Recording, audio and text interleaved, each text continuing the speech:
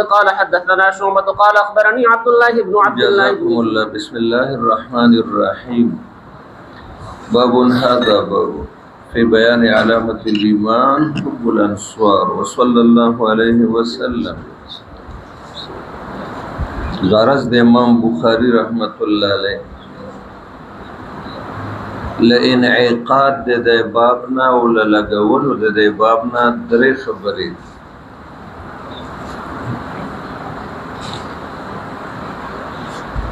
اوله خبره دا ده چې د کما فی السابق ابواب سابقون تاسو وورده چې یارا د محدثینو مذهب ظاهر ولم واړي ثابت ولم واړي او ترجیح ورک ولم واړي. دا ځکه چې د خپل محدث په باب د ایمان کې ترجیح ورکي مذهب د محدثینو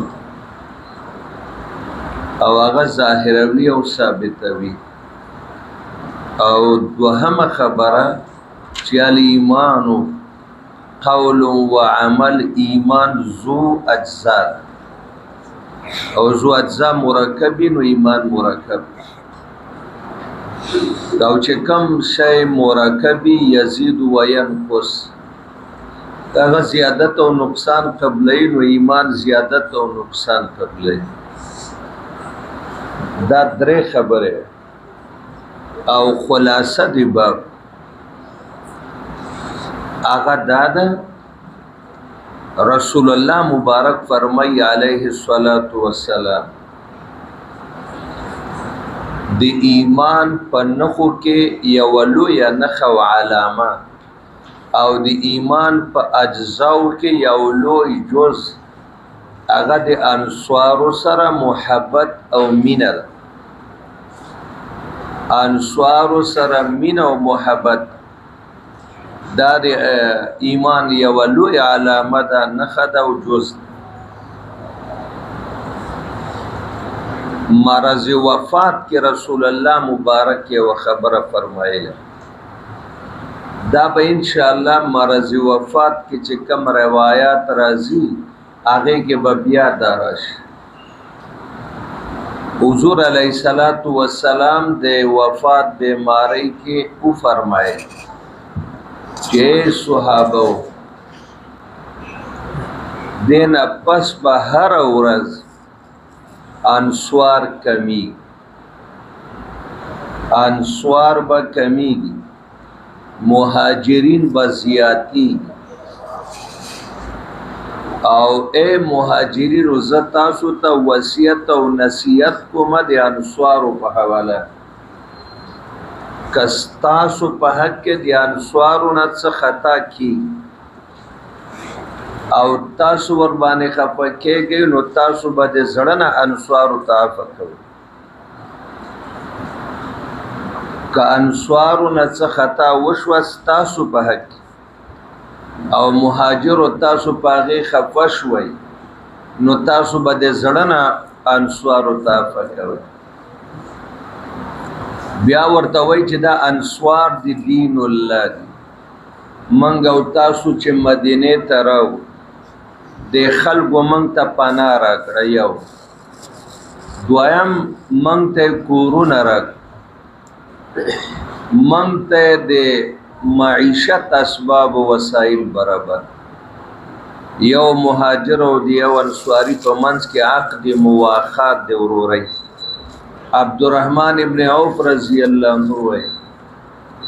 وی زما عقد مواخات چې نبی پاک د کوم انصاری صحابي سره کړو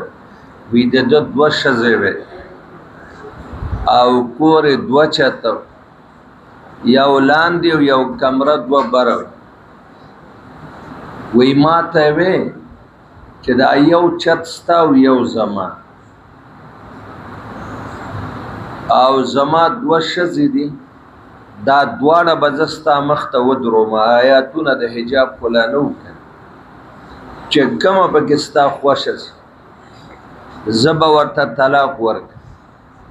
عدت به تیر شي او عدت نه پس به ته ورسره نکاح. دا ډېره غټه قرباني نه وه. وای ما ورته وویل چې بس کور خو مجبوری ده او ستا بیبیان دی الله تعالی مبارک او بختوري البته یو مدد را سره وکړه کور خو دې راک د بازار د مدینه او د بیع او شراء او د تجارت او خرید او فروخت طریقه را ته وخیا چې زه سهار بازار ته ځم او په خپل تجارت کوم او خرید او فروخت چې دومره پیسې پیدا کړم چې ځان ته ور باندې نکاو هغه انصاري صحابي خپل قرباني وکړه نو رسول الله مبارک وای چې منګ او تاسو راول والذین تبوأوا الدار والایمان نو دغه وجوهات باندې بتاسو انصار سره مینام کوي د انصار محبت د ایمان غټه حصہ ده معلوم شو چې ایمان ذلت ذات یو جز پکې انصار سره محدثینو مذهب ثابت کې کنا طریقه باندې کوئی پوه شوي ګا دویم دا معاشره ده د کې به یو بل نکله څو خپم شي انصارونه بڅ خدای وشي تاسو به یافت دا خبره رسول الله مبارک په مرض وفات کې کړي او بیا انصار ته مهاجر په حواله مو ویل چې تاسو به د دې لکه څنګه چې اول نه خیال ساتلې ده تر اخره به خیال سات مولانا صاحب اوس دا چې د انصار د مدینه منوره ته انصار ولی وای قرآن شریف کې غالبا سورۃ الصف کې عیسی علیہ السلام من انصاری الی الله علماء وای چې انصار یاد ناصر جمع ناصر ویل کېږي مددگار ته او دیتا زکه انصار وای چې دوی دی الله دی دین مددم کړي دی الله دی نبی مدد کړي دی الله دی نبی دی مهاجرین او صحابه مدد کړي او یا انصار جمع دی نصویر دا بیا وزن فعیل په معنا د ناصر او بهر تقدیر دیتا دی وجنوي چې الله رب ذوالجلال دا د خپل پیغمبر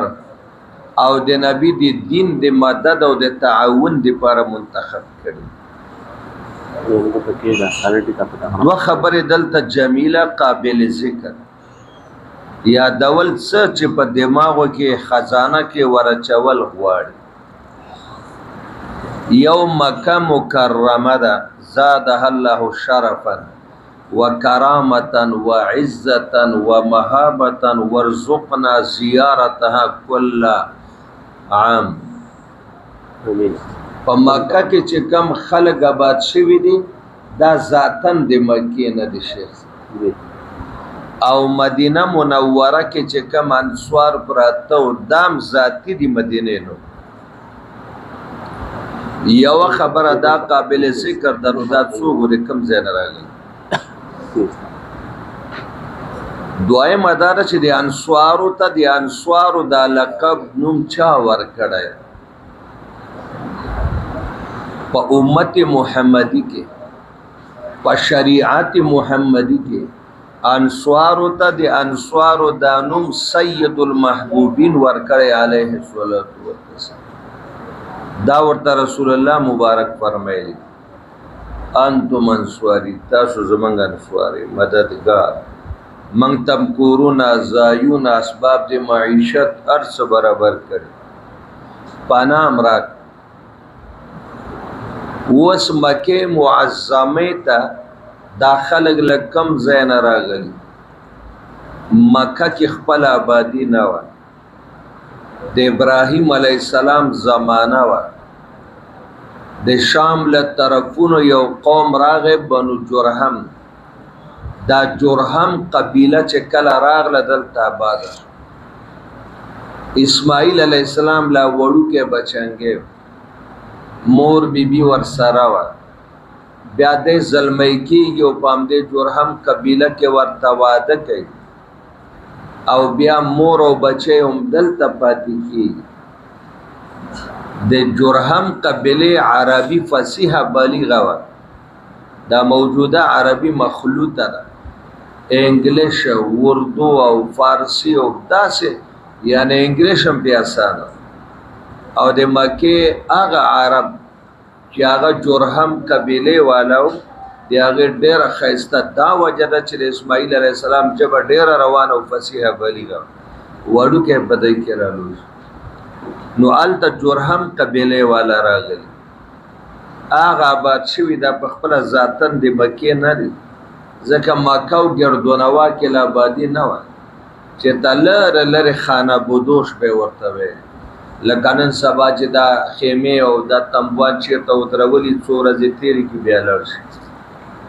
نو هلته جرهم قبیله آباده شو او مدینې منورې ته دا دوه قومونه دا د یمن نه راغلي، اوس او خزرج، دغه انصار دي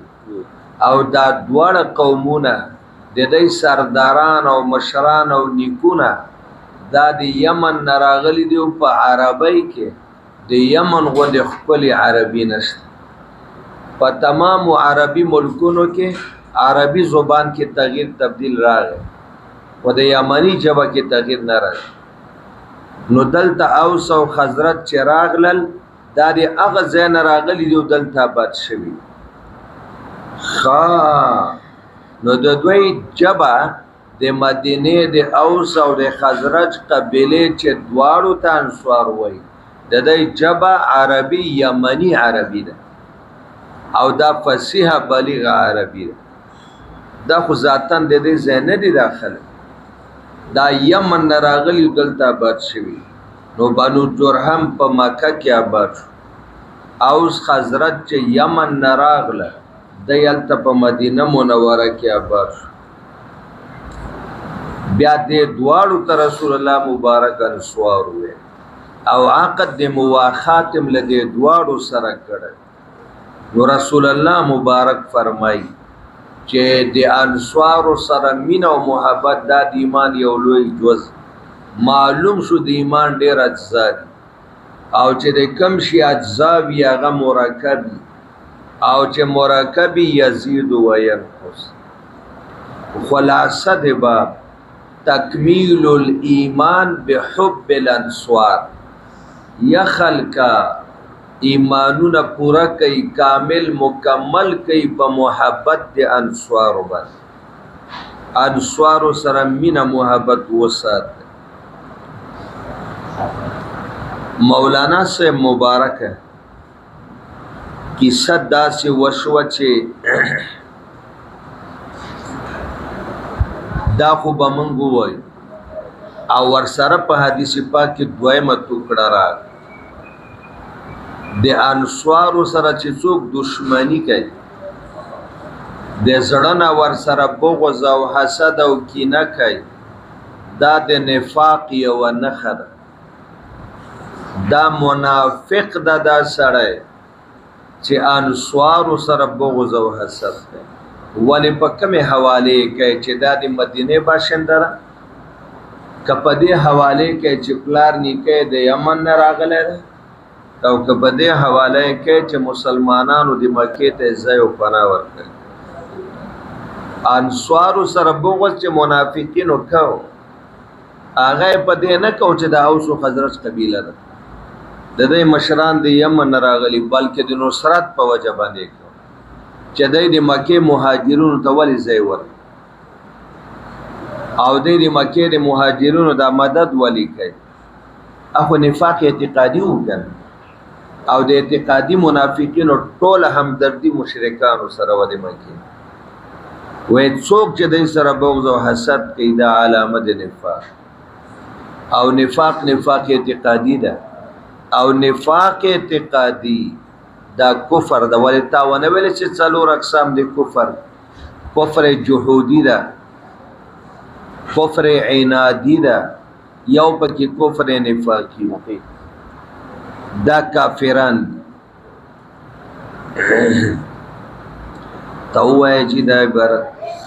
وبه قال حدثنا ابو الوليد قال حدثنا شعبة قال اخبرني عبد الله بن جبر قال سمعت انس بن مالك رضي الله عنه عن النبي صلى الله عليه وسلم قال آية الايمان حب الانصار وآية النفاق بغض الانصار. دې زبان له ګوتره گئے وړه خبره ده اگر کډه را وړه نه زمون خله وړي زمون علم ډېر یو پټای خبر ډېر درانه را وزینه بر صغیر کې علما ودا فیصله وا چې دغه خبره به علما منبر ته نه راوځي او د دې خبرو بیان بر سر منبر په زید دې چې د امت ایمانونو ته نقصان ورسې फायदा پکې نشته. سوال دار راځي چې د صحابه سره مینه خو انصار دین صحابه د علامه د ایمان د بغض او حسد د علامه د نفاق وی دا مشاجرات چې کوم راغلي د صحابه او منځ جنگ جمل راغله دا جنگ صفین راغله د عائشہ صدیقه او د علی مرتضی رضوان الله د حضرت علی او د حضرت معاویه رضی الله تعالی رضوان الله نو یو طرف ته وی چې دا د ایمان جز ده نو والی هغه صحابه نو دا یو فریق د بل سره بغض نه دا کړای نو ستاسو د دې په حواله باندې څه خیال جمل کې چې جنگ وشو جنگ جمل او بزرګونو صحابه په کې شهیدان شو دواړه طرف جنگ صفین کې چې جنگ وشو د معاویه والی سره بزرګونو صحابه شهیدان تاسو به دې نه بیا څه تعبیر کوئ دا په بغض کې ناراضي دا په حسد کې ناراضي دا په کینه کې ناراضي دته په احادیثو کې مشاجرات بین الصحابه وي زمن شیخ محترم مکرم برد الله مسجع هغه بدا فرمایل وی بچیانو یو خو بدا کار کوي چې دغه خبره دی علی صاحب او د معاویه صاحب عوام ته په منبر نه بیانوي فتنه به جوړ شي د مور بی عائشہ صدیقه او د علی صاحب منځ کې د جمل واقعیا دا به عوام ته نه بیانوي فتنه جوړي دویم خبره به من تدا کولو کتابونو مستند او معتبر لیکلي او زمنګ دا عقیده او تا حیات بدا عقیده چې دا په ضرورت د دین کې شامل نه ده نه په قبر کې دا تپوس کیږي چې د معاویه او علی سره منځ کې چې جنگ شوه او څوک په حق او څوک په ناحق او نه دا تپوس موږ نه په قیامت کې کی نو چې نه کیږي بیا کار سره چې د کې باسونه کوي طالبان من دي علماء من دي واقعیه به د واقعیه تر حد ذکر کوي او خپل نظر به پکې نه قائم کوي د ملک یو فرقه اوس خو زیات شوه په خوا یو فرقه او د هغه پارټي مشر بداوي چې په جنگ صفین کې علی او معاویه صاحب جنگ کړی ده نو کده دای په منځ کې څوک نظر قائمولای شي تاسو د زلګ وضاحت کوم او بیا خپل مسلک د نظر قائمولو مطلب دا ده چې یو سړی وای چې علی سے په حق او معاویه په نه حق دا نظر یا وای چې معاویه سے په حق او علی په نه حق دا نظر علماء فرمای چې ستاو زما کار سره من کم کو جابودی او د کمی کو څه خلک مثال په کتاب کې دا څه ورکای یو کور دا غي کې پلار زامن وسی ورونه په یو ځای وسیږي ګان کور په دې کور کې د پلار او د زامن ولانجره یا ټول سره یا یو سره یو گاونډي هغه आवाज واوري چې پلار غوسه د بچی ته غوسه کوي راغی وری وډو دا زوی راووت زوی ته وایي چې یاره ستا پلار ډېر لوی ظالم سړی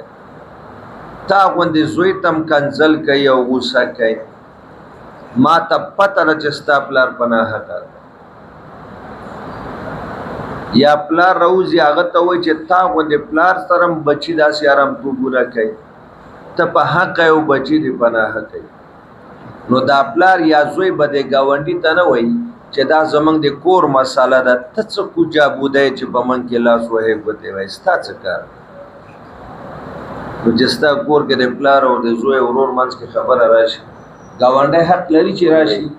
یا پلار ته ووایي چې ته په حقه یې او زوی دې په ناحقه یا زوی ته ووایي چې ته وي دا د یو کور مسله ده موږ پکې نه ځایږو زمونږ کار څه ده دا ښایسته خبره ده که نه ده دقه رنګ صحابه کرامو مثال د یو کور په یو کور کې خبره راغله د علي صاحب او معاویه صاحب په منځ موږ پکې لا د کمې کوڅې خلک یو چې موږ به د دې په منځ کې خپله رایه قایموو یو ته حق او بل ته باطل وایي مثال باندې خو پوه شوئ که نه علي صاحب زمونږ یوه سترګه ده معاویه صاحب زمونږ بله سترګه ده دغه حدیث دغه ټوکړه نهایت نازکه موږ ته به استادانو په ډېر احتیاط موږ کوشش کوو چې بعینه کنئ چې څه ناڅه هغوی ته نږدې تعبیرات او اطلاقات درته وو د صفین واقعه وشوه پس منظر یې څو په خپل ځای به راشي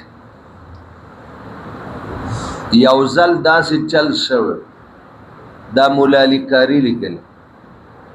رسول الله مبارک په خپل حیات طیبه کې مسجد نبوی کې تشریف فرماو او حضرت معاویه ورسره ناست نو وړاندې له جومات لرې علي صاحب روان ما لږه خبره هغه ورسره واوره نو رسول الله مبارک معاویه ته وایي وی هغه سړی څوک دی وی قربان هغه خو علي صاحب وی ښه د ده متعلق د څه خیال ده بیاره جي ډېر مې خوښ ډېره مینه مې ورسره ده وی ډېر دې خوښ ده او مینه ویاو وی ستا او د ده منځ کې به لانجې کونجې راځي دا په خپل ژوند کې نبی پاک دا پیشنګویي کړه ستا فیسبوک باندې ستا مولا تا ته وی دا خو علم الغیب علم الغیب خو الله نه غیر بل ته نه و بدبختو دا علم الغیب نه ده دا پیشنګویي ده چې رسول الله کړه دا د علي او معاویه صاحب جنگ د رسول الله وخت کې شوی ده او رسول الله پیشنګویي وکړه که نه معاویه ته وایي وی هغه سړی وی چې ډېر مې خوښ ده راباندې ګران ده علي صاحب وی ستا او د ده منځ کې به لانجې فتنې راځي معاویه صاحب ورېږدېده چې دا ولې وی دا به د الله قضا او قدري وی نو قربان بیا به څه کېږي وی بیا به دواړو فریقو ته د الله له طرفه عفو وي نو چې دا یې وویل ایله د معاویه صاحب رنګ ځای ته راغی وی صاحب چې د الله تقدیر ده او قضا ده نو زمونږ پې رضا ده نو چې رسول الله پیشنګویي هم کړې ده او بیا فرمایلی هم دي چې ستا او د ده منځ کې به دا شی راځي او بیا به دواړو فریقو ته الله عفه کوي د دې د پاسه چاته حق شته چې په دې نظر قایم کړي رایه ورکړي بله دا زه تاسو ته ووایم د چا قرنیکه ورنیکه پرېږده قرنیکه هم رایه نشي ورکړی دا خو زه ټیک ده یو کس تېر شوی د مودودي صاحب لیکنې به یې ډېرې کولې ذهین سړی او خطا کېده به ډېر که ته اوس ووایې چې علي صاحب په حقه ده او معاویه په باطله ده علیاذ بالله ایمان ته د خطره ده د ایمان بنیاد دې نړي څنګه خطره ده په څلېرویشتو کاتبانو د وحي کې چې قرآن په لاسو لیکلی چې کله به نازل شو رسول الله به یې راشه د آیتونه ولیکه او فلانکي ځای کې کېږه یو په هغې کې حضرت معاویه ده او د قرآن زیاته حصه معاویه صاحب لیکلی ده او زید ابن ثابت نو تاسو ته پته ده که معاویه باندې د حکم ولګو چې دی په باطله ده نو قائل بالفصل نشتا د پلاس کوم قران لیکل هغه باطل ولی تا قاعده منطق کې ویل د مستلزم باطل لره نو بیا چې پاغه تا ایمان راوړې هغه باطل نو ډېر حساب قران باندې ایمان باطل ایمان ته د خطر ده ته څنګه معاویه صاحب ته باطل و او که علی صاحب ته وای چې دی په باطل دی په نارواو ودی الله ولی عشره مبشره وکړه خلیفہ راشد ده د رسول الله مبارک د تر زوی ده د فاطمه الزهرا د سر تاج ده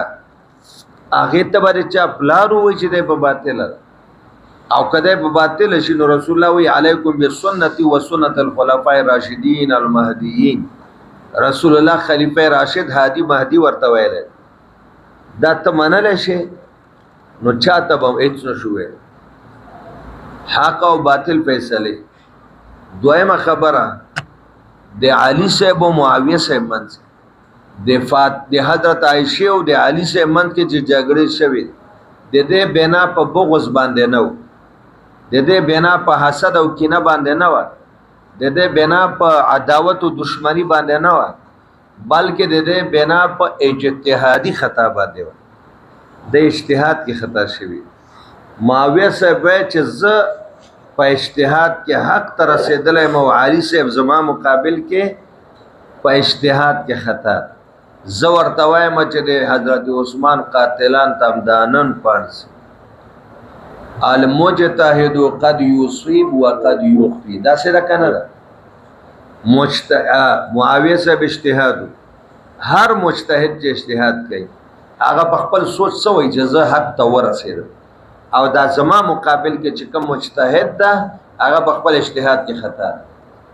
نو معاویه صاحب وایي جزا حق ته ورسېد علی صاحب زما مقابل کې اجتهاد کې خطا شو او علی صاحب وایي چې زه حق ته ورسېدم او معاویه صاحب مجتهد چې اجتهاد کې خطا شي ګناه خو پرېدا باطل نه حق پرېدا بلکې یو اجر ورته ملوي مجتهد چې په اجتهاد کې خطا شو فهو معفو الله ورته د دې په منځ کې چې څه راغلي دي د دې بنا په اجتهادي خطا باندې مساله جوړه د حضرت عثمان صاحب د قاتلانو البته دومره قدر کتابونو نخکار دا ډېر عجیب خبره پیر صاحب د ټولو کتابونو نه دومره وضاحت قدر کی چې په صفین کې کومه جګړه وشو او جمل کې وشو په اجتهاد کې علی صاحب د نورو په نسبت مصیب ښکارې ده څه ښکارې ده چې دای په اجتهاد کې حق تر رسیدل ترا تو وایا پدې کې ګناه خطا نسبت بل تشته په یو مسله د شریعت کې امام ابو حنیفه صاحب اجتهاد کوي امام مالک صاحب هم کوي امام شافعی صاحب هم کوي امام احمد صاحب هم کوي امام ابو یوسف صاحب هم کوي امام محمد صاحب هم کوي نو موږ وی چاره په دې مسله کې امام ابو حنیفه صاحب حق تر رسیدل نو موږ بل ته نسبت د باطل کړه البته د معاویه صاحب په نسبت په اجتهاد کې مصیب حضرت علی خو من کلم دا جسارت او بیادبی نشو کوي چې معاویه صاحب ته دی وای چې د باطل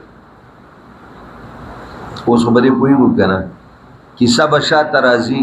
لیکن دې ځکه د کومره ضرورت ته چې وای چې بوغز دي انصار سره منافقت ولید علی صاحب او د معاویه صاحب مت کې جګړه دا بوغز نه عائشہ صدیقه او علی صاحب ته وینا هغه بوغز نه او حسد نه او کینه نه و بلکې اجتهادي خطا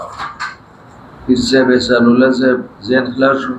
شاته ګلالو بچو زینم خلاص شو پدې دی الله د رضا لپاره شیخ العربی والعجم محمد حسن جان المدنی نور علما دومره علم الله ورکړو چې په اشیاء کې هغه مثال په خپل وخت کې نه لیکن دې مسله کې به دومره محتاط او دومره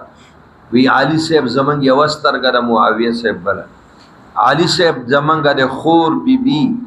خاوند د فاطمه الزهرا او د خور خاوند اوخه محترمی او معاویه صاحب زمنګ ماماجی ده د ام حبیبه ورور ده کنه ماماجي شو فلهذا دیو په حواله من خراب نسبت نشو اجتهادي خطا ده معامله الله سره ده قانون من تداوی چې مجتهد خطا شي الله ورته وزما چې کوم تحقیق درته وکړ دې کې ګناه شته دې کې د بیادبۍ شایبه شته پدې کې چاته د بوتلان نسبت وشو امام صاحب مسله کې اجتهاد وکړ مقابل کې شافعي صاحب منګو یار امام صاحب پدې کې مصیب د حق تر رسیدلې و من کلم دانه دی ویلي چې امام شافعي صاحب نه حق او باطل دا شهر مجتهد چې اجتهاد کې په خپل سوچ باندې مصیب وي چې زبر اجتهاد کې حق تر رسیدلې کېدای شي چې ابل زما په مقابل کې نه رسیدلې خدا سے کلم نه وي چې هغه په نه حق او په باطل تعبیر ودا سي کوي وای بچي باب وبه قال حدثنا ابو اليمان قال حدثنا شعيب بن الزهري قال اخبرنا ابو ادريس عيد الله یو بل خبر هم درته دلته امام مالک صاحب نه چاته پوښ د مشاجرات بین الصحابه چې ذهن عمل خلاص علماء کرام غټه هستی سبادر طالبان علما ته پوښ کوي چې د حدیث کې وسوي امام مالک صاحب نه چاته پوښ وی جی دی علی صاحب او د معاویه صاحب متعلق د څه خیال تاسو ته پته شته چې هغه څه جواب ور د قرآن شریف په یو آیات جواب ور تلک امه قد خلت لها ما کسبت ولکم ما کسبتم ولا تسالون عما كانوا د خدای د پاره وای څنګه خسته جواب ور تلکا د علی صاحب ډلاو د معاویه صاحب دا یو جماعت امت قد خلت دغه موږ نه ډیر مخکې تیر شوی لها اغه امت د پاره بوي ما کسبت بدله د اغه اعمالو چې دی کړي ولکم او استاسو د پر ولا تسالون عما بسې دی هغه دی عمل ته پوس موږ نه کیږي او زمونږ کارم سره یو دویم هم درته وایم دی الله رضا دی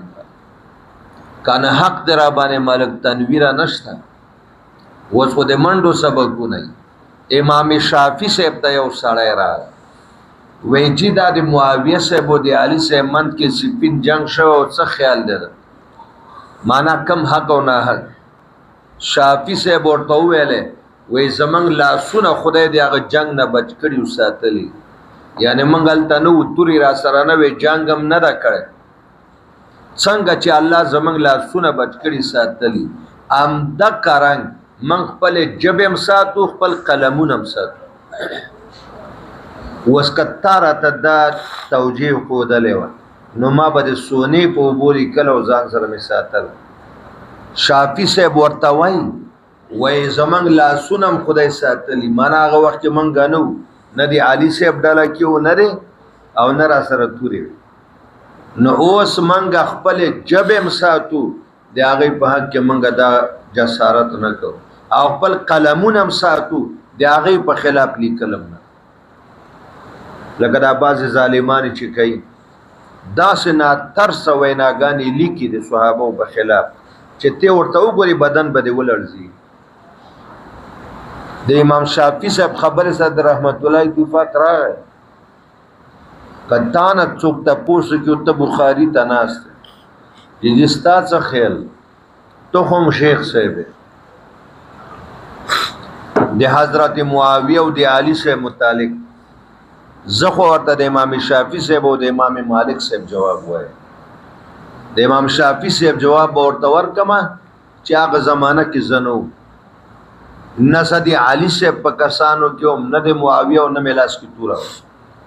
لاسونه می الله ساتل نن جبم سات دی هغه خلاف خبرې نه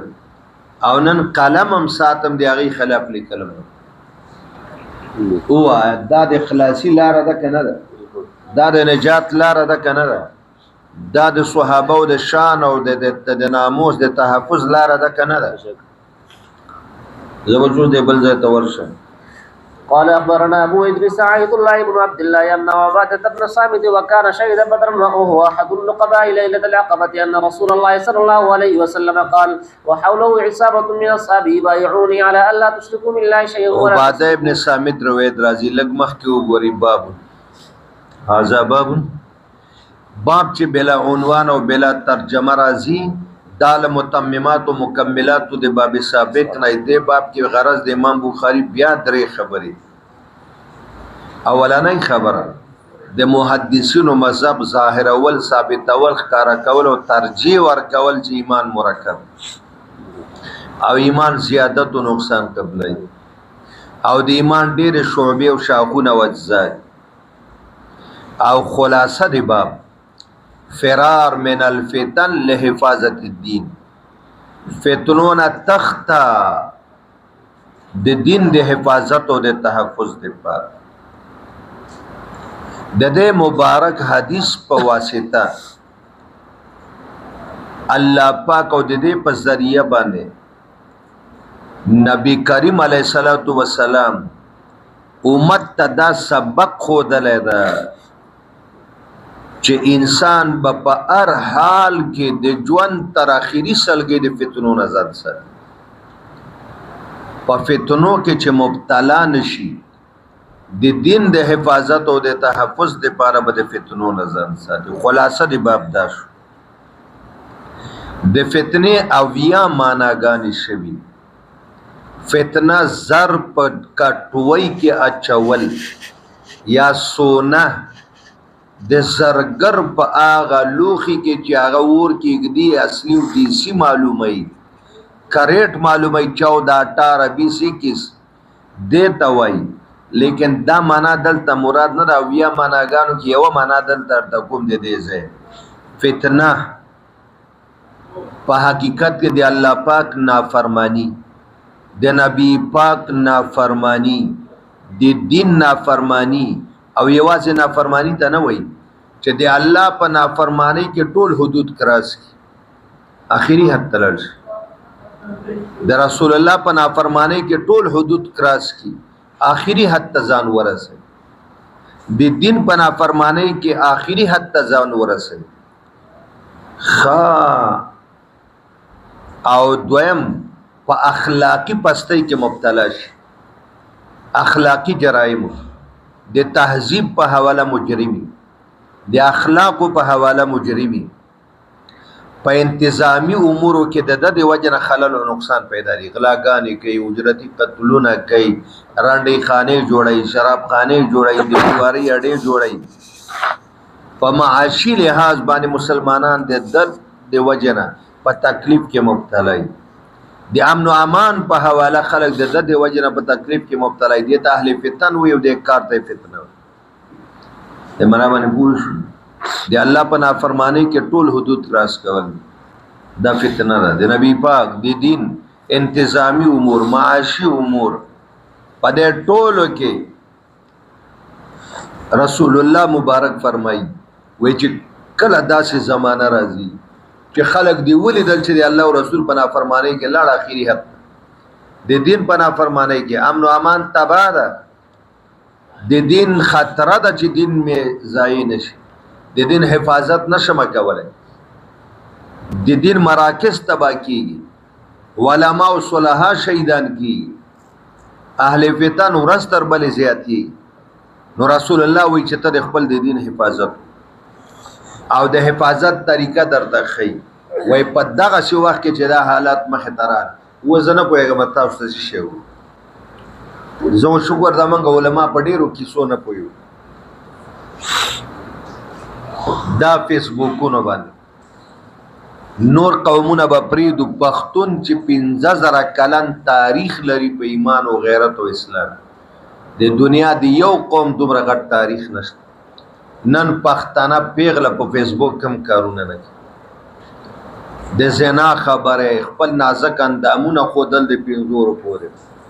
په ټیک ټاکونو څه نه کوي اخلاقی پستی دی زه ترا زنا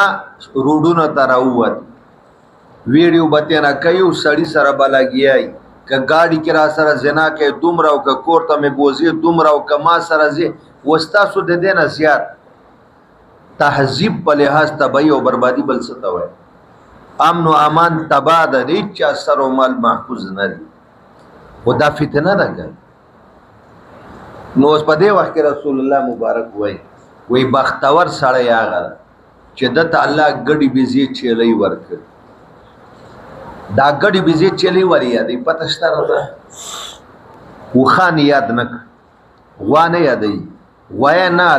یادې سنډه نه یادې ګډي بيزي چيلي دا څنګه چې په ټولو حیواناتو کې بے ضرر خاموش چې په اسانه کنټرولېږي او عاجزي په کې ډېره دا ګډي بيزي دیکھیں عاجزیم ډیره د دې کنټرول مساله وې دا سر د کور او بس د غرونو سرونو تزي شغف الجبال شغف د غر سر ته وي درو تزي د غرو منځ کې غیاګانی ویلته چرای دی ورته په یو کانی باندې ځان لنازه الله الله کې یا چې په کوم ځایونو کې بارانونه ډیر کېږي مواضع القطر التزمکا شنوي التبوزی یفر من الفتن لحفاظت دین د ځان خلاصي د دین د تحفظ د پاره معاشره پر خو د اجتماعي پېښور نه ووت لاړ غرونو ته د غرونو سرونو ته مانځه ټمراشي مونږ کوي الله یادای دا نور خلکو ته نه ګوري او نه نور دته ګوري د خپل دین د تحفظ د پاره وی خلک په آخر وخت کې دی د دې ګړو بيزو د وجن او د دې خدمت په برکت بالا د دین تحفظ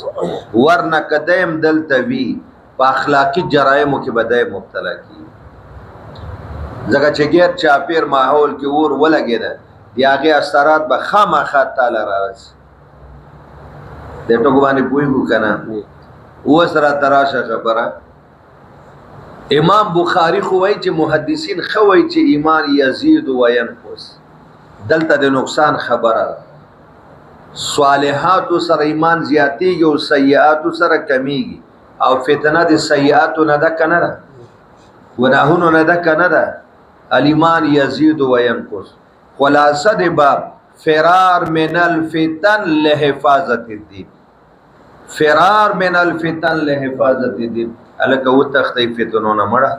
د دین تحفظ وګي څنګه و تخته ګړي بيزي چلی یو دواله شلسته لاړ شي غرو ځنګل طرف ته ګړي بيزي تروي ما خوستر نا وخت راځي سار بیا وخت وای دا پاسنه حدیث تشریفات هاجي اتلسم حدیث تشریفات اتلسم نمبر ابو اليمان حدثنا ابو اليمان باب صحیح ده کنه عباده ابن صامت رضی الله عنه راوی ده قربان یا رسول وی خلو د پډیرو ملکونو کې گورنر پاتې سیاسی شخصیت عامل پاتې ده غازی او مجاهد پاتې ده او په اخره کې چې دی وفات شو نو ددنه یو سلو یو اتیا روایتونه هم نقل دي دی غزوات او ډېر نو روایت کم دي نه نقل قبر مبارک څوګي رامله کې ده دام په فلسطین کې څوګي فلسطین مرکز کې ده څوګي بیت المقدس کې ده حدثنا ابو اليمان قال حدثنا شعيب عن الزهري قال اخبرنا ابو ادریس عائز الله ابن عبد الله ان عباده ابن الصامت وكان شهيد بدر قربان بدر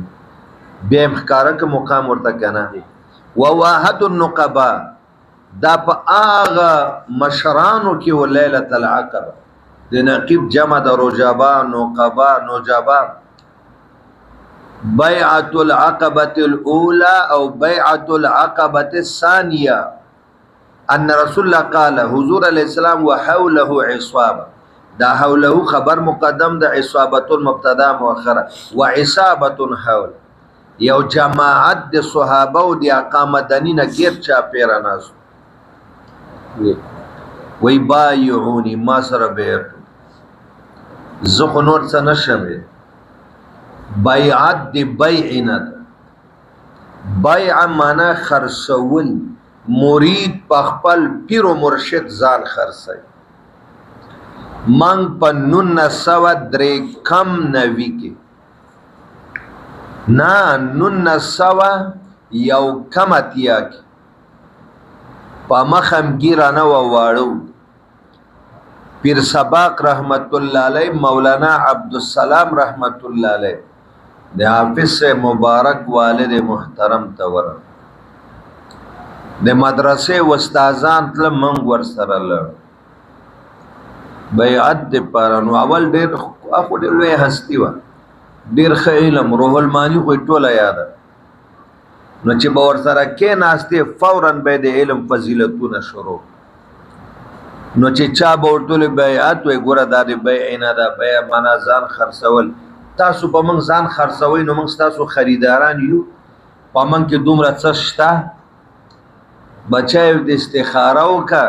اول به طالب ته وړه وظیفه ورکوله د ډیر سبقونه نه پوره بیات نه کوي ځل سبقونه فارغ شي بیا راشه بیا به ورته ویل چې بیعت وی استخاره نو بیعت دی بین دا بیا مبادلۃ المال بالمال دلته به تعریف سکے مبادلۃ الاعمال بالثواب مبادلۃ الاعمال بالثواب اعمال کوا سبقونه اخلا د طریقت په مدرسه کې داخله واخیسته سبقونه وای بدله کې به ثواب ملي بیا بیعت علی الاسلام بیا بیعت علی الجهاد بیا بیعت علی الهجرت بیا بیعت علی ترک الذنوب دا مختلف صورتونه دی وای ما سره بیعت وکړه اول الله تشرکو بالله شیء الله سره بشری شیء ان نکره ده نکره چې د نفلان دی واقع شی عموم پیدا کوي جنس شرک بنه کوي نه جلی نه خفی نه په ربوبیت کې نه په الوهیت کې نه په خالقیت کې ولا تسرقوا غلا بنه کوي اخذ مال الغیر خفیه من حرز ولا تزنوا زنا بنه کوي ټول کبایر دي تاونه ویل چې په سیئات باندې دین ته نقصان رسی ولا تقتلوا اولادکم بچی بنه وجنای اولاد اطلاق په مذکر مؤنث دواړو کې هغه کې دوه قسمه قتل یو واد البنات لوریان به ژوندۍ دفن کولې ولی ویلور زماره دا و پیغله شي بیا بل ته ودیږي هغه سره به سملی دا زما غیرت نه مانی په جنگ جګړه کې دا زما مټو بازونه جوړي او زامن به واړه وجل وې موږ ځان ته خرچ او خوراک پیدا کو کدی ته پیدا قرآن وی ولا تقتلوا اولادکم نحن نرزقکم بچی باندې وجنه ولا تاتوا ببهتان تاسو برات تک نه کوي بهتان د بهتان تعریف څه ده ورزت و تعریفونه کوم مالک سوچ ورته ذکرو کا اخاک بما یکرهو ذکرو کا اخاک بما یکرهو د خپل ورور هغه صفاتونه ذکر کول بد چې پاغه کی وی د غیبت ذکرو کا اخاک بما لیس فیه د بهتان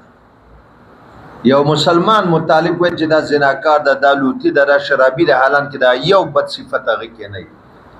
ذکرو کا اخاک بما لیس فیه دا بهتان سبحانك هذا بهتان عظیم بهتان باندې خپوش یو سړی کې چې کوم خراب صفاتونه دي یادې او په خپکیږي غیبت او چې نه یو ته ور پسې تاړې بهتان وی بهتان باندې ګوري تفترون چې تاسو دا بهتان جوړوي بین ایدیکم ورجلکم د لاس او خپونه معنا کنایه د نفس نه من عند انفسکم د ځان په خلکو بس خبره تړي او غریبانو کې نه د کې نور توجیهات بین ایدیکم ورجلکم مړه د خدای بندگانو یو کس یادوي چې دا زناکار د لوتی ده نه زناکاری نه لوتی نه بدکاری دا بهتان ده دا م جوړوي عرب بچ کم تعبیر من عند نفسه نه کو بین ایدیکم ورجلکم به ذکر کو نفس به ولا تعصوا فی معروف زمان نافرمانی بنه کوي په معروفات کم کار چې عقلن طبعا شرعن جائز معروف رسول الله غیر معروف حکم کوي چاته وای زما او زمانه پس د خلفاو او د خلفاو نه پس د عمراو په معروفاتو کې بنا فرمانی نه کوي فمن وفا منکم چا چې په دغه اشیاء مذکوره او چې ما درنه بیعت واخیسته او بیعت پلاس باندې اوسه سړو سره آقا پلاس بیعت فاجره علی الله د اجر په خدای ولی مبادله الاعمال بالثواب ومن اصاب من ذلك الشيء او چانه چې صادر شو من ذلك پاشی مذکوره وکي شیئا یو کار زنات نه وشو غلات نه وشو قتل ته نه وشو بهتان و غیر فعوقب فی الدنيا او دته پاغه سزا ورکړې شو په دنیا کې غلای کړه دا قطع دیه دور زنای کړه دا کوړې یا رجم دته په سزا میلا شو فهو کفاره الله دا د کفاره الکه دا حدود کفارات دي نو ما د شافعي صاحب استاد سلام جواب شافعي صاحب ویله چې حد په محدود جاری شو ګناه ختم شو ک توبه 20 دي کني 20 امام صاحب وی جو حدود کفارات بدون توبه نشي کېده د حد سره سره بده توبه وباس بعد توبه بدا مکفر جوړي رسول الله مبارک یو غلب باندې حد جاری کلا سي کټ د لاس کټ کې دونه بعد ورته وی چې الله ته توبه وباس یاره دا څه کې نو اول په لاس کټ کړي بیا ورته توبه وباس معلومه دا شو چې حدود مکفرات بشرط توبه دي من وی دا زواجر دي که توبه نه چې یو سړی نه د لاس کټ کنو نور به بیان منشي دا غلاوډا کې بنه یو ثانی ته حد ورک نور به منشي او که توبه ورته وست دا کفاره ده متطهر او چې توبه نه زاجر دو متطهر ومن اصاب من ذلك شيء او کچې ته بده کارو کې یو کار و نو شغلا زنا قتل ثم ستره الله بیا ور باندې الله پرده واچو معنا د دې جرم ښکارا نشو اقرار ونکه گواهان نو فهو الى الله د دې سړی خبره حواله ده الله د دې سړی خبره حواله ده الله د قیامت پر ورځ ان شاء عفا عن کړي الله مرضی او عفو وکي داغه خوخه ده عفا وکي فضلا نو چې عفا ورته کوي دا دغه تفضل و ان شاء عاقب او کدی الله خوخه و عذاب ورکی عدلا نو چې عذاب ورکی دا به عدل او چې بخی دا به فضل وی فبايعناه على ذلك عباده ابن صامت رضی الله عنه وی فامدق اشیاء مذکوره او موږ د رسول الله سره بیان پر خبره پوښو کنه جی وسوء دا باب من الدين الفرار من الفتن وبه قال حدثنا عبد الله بن مسلمة عن مالك عن عبد الرحمن بن عبد الله بن عبد الرحمن بن ابي صعصعة عن ابي عن ابي سعيد الخدري رضي الله عنه انه قال قال رسول الله صلى الله عليه وسلم يوشك ان يكون قريبا ان يكون خير مال المسلم چې وی په اخره زمانہ کې بهترین مال د مسلمان غنم غړي بيزي يتبع بها چې د بور پس رواني شعف الجبال د غرو سرونو تبع بوزي ومواقع القطر او چې په کوم ځایونو بارانونه ډیر ودی يفر بدينه د بوزل معاشرینا بدينه لحفاظت دينه د دین د تحفظ لپاره من الفتن چې ځان او دین د فتنو نه محفوظ